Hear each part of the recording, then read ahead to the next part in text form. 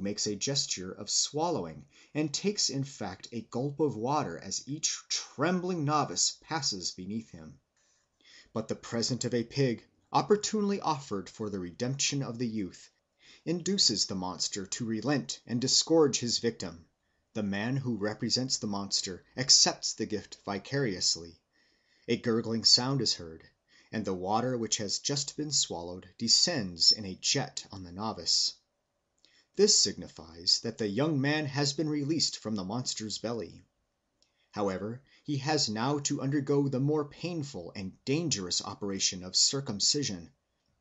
It follows immediately that the cut made by the knife of the operator is explained to be a bite or scratch which the monster inflicted on the novice in spewing him out of his capacious maw. While the operation is proceeding, a prodigious noise is made by the swinging of bull-roarers to represent the roar of the dreadful being who is in the act of swallowing the young man.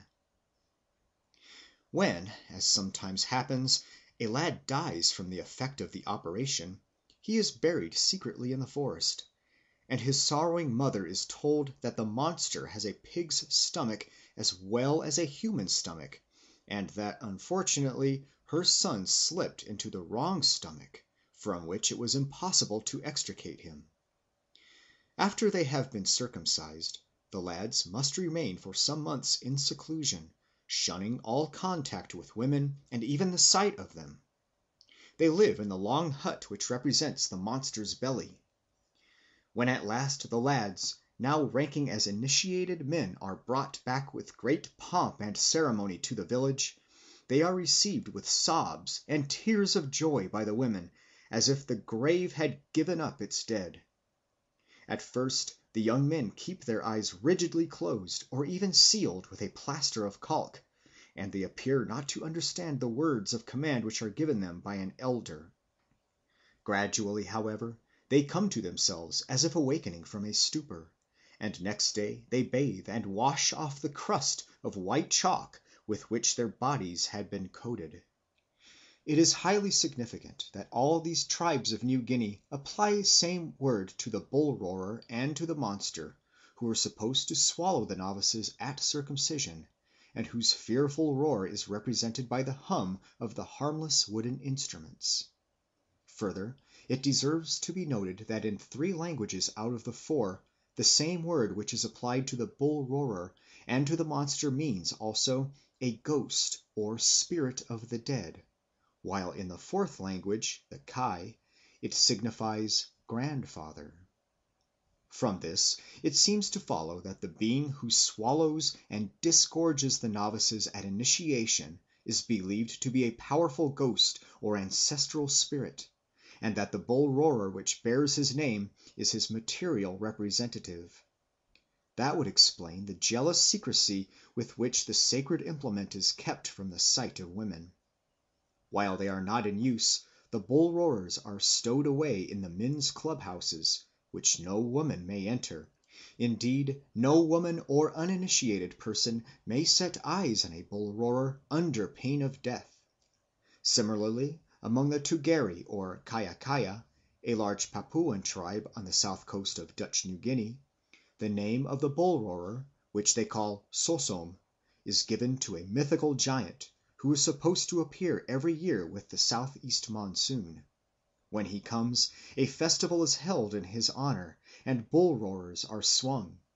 Boys are presented to the giant, and he kills them, but considerately brings them to life again. In certain districts of Viti Levu, the largest of the Fijian islands, the drama of death and resurrection used to be acted with much solemnity before the eyes of young men at initiation.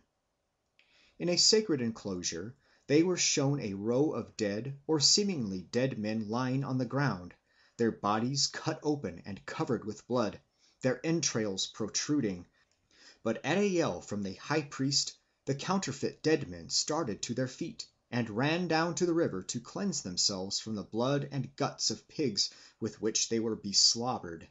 Soon they marched back to the sacred enclosure as if come to life, clean, fresh, and garlanded, swaying their bodies in time to the music of a solemn hymn, and took their places in front of the novices. Such was the drama of death and resurrection.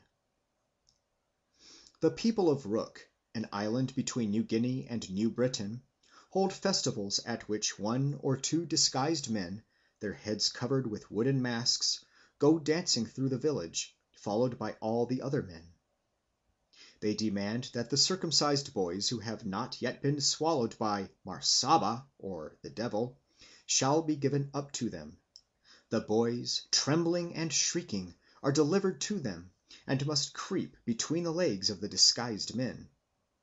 Then the procession moves through the village again, and announces that Marsaba has eaten up the boys, and will not disgorge them till he receives a present of pigs, taro, and so forth.